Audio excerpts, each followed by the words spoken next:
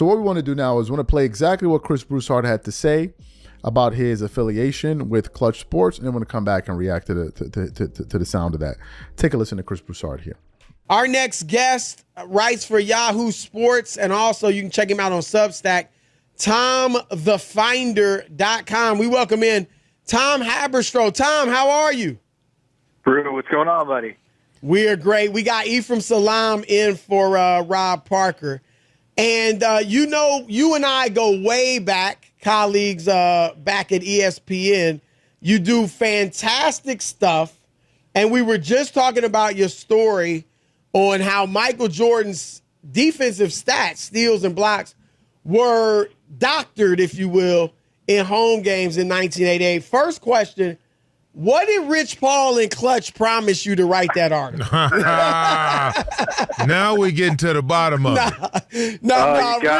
Rich is my man. I'm actually represented by Klutch, so Rich is my man. I'm just playing with you. But this is the LeBron is the GOAT camp is putting your article in frames and putting it on their wall. I'll tell you that.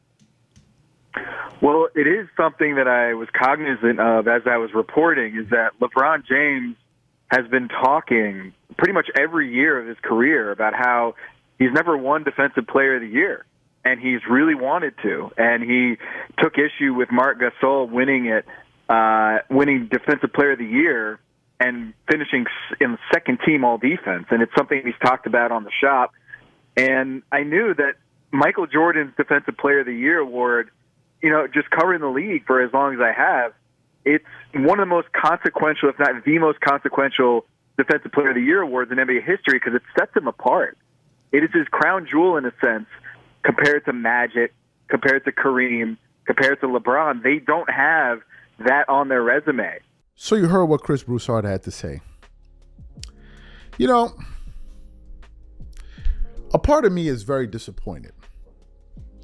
What I'm disappointed about is not the fact that Chris Broussard is represented by Klutch Sports, because Chris Broussard can be represented by whoever the hell he deems worthy of representing him. That's not the point.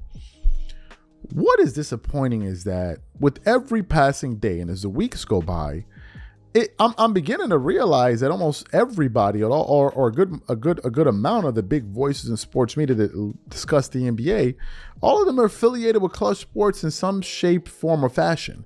That is disappointing to me. It is very, very disappointing. And the reason I say it's disappointing because it looks as if these guys are working together to create a climate out there that constantly props up LeBron James while taking bleeps on other players. LeBron and his camp are LeBron is the only guy that you have to, in order for him to be elevated, you have to bring somebody down. That's exactly what that hit piece was by Tom Haberstroh. They couldn't just, praise LeBron. They couldn't do that.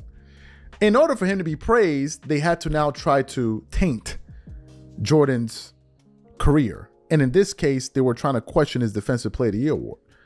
Those two things had to go in tandem. So it would taint the way you viewed one particular athlete, and then enhance the way you view another. In this case, LeBron James. And this is a pattern that has been taking place for years in sports media. Here's what's interesting with Chris Broussard saying that, and I don't know Chris Broussard.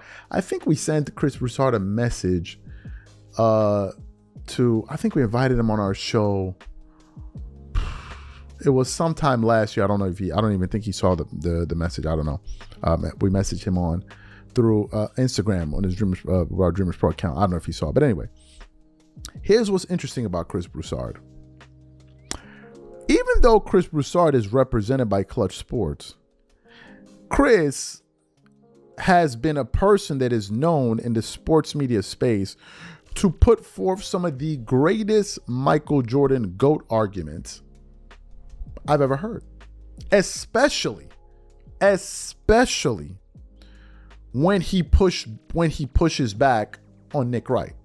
Because Nick Wright just be up there losing his damn mind. He'd be up there just twerking it up all over the place, knocking over drinks. Just basically disturbing the peace, pouring honey all over him.